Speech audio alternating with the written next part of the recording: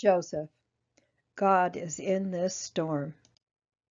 On June 19, 1843, Zion's camp camped just inside Clay County on a hill between two branches of the fishing river.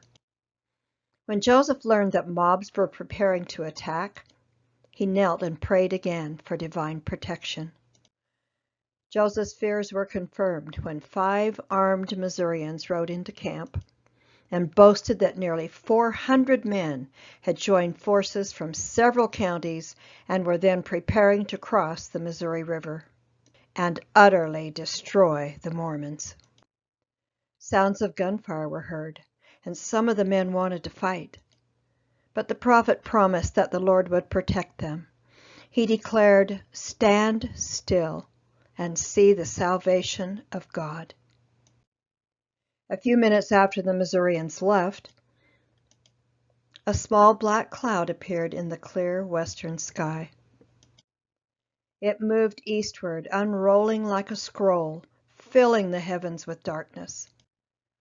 The storm was so intense that Zion's camp abandoned their tents and found shelter in an old Baptist meeting house nearby. When Joseph Smith came in, he exclaimed, "Boys, there is some meaning to this. God is in this storm."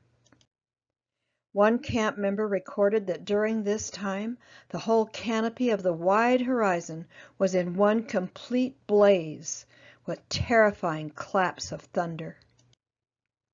The furious storm broke branches from trees and destroyed crops. It soaked and made the mobbers' ammunition useless, frightened and scattered their horses, and raised the level of the fishing river 40 feet, preventing them from attacking Zion's camp.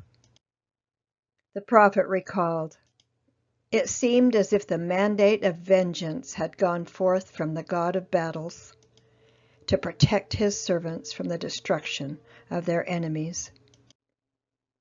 2 days later, Colonel John Sconce and 2 associates of the Ray County militia rode into Zion's camp to learn of the Mormons' intentions. "I see that there is an almighty power that protects this people," Sconce admitted. Sconce and his companions were so affected by the stories of the unjust trials and suffering of the saints that they promised to use their influence to offset feelings against the Mormons.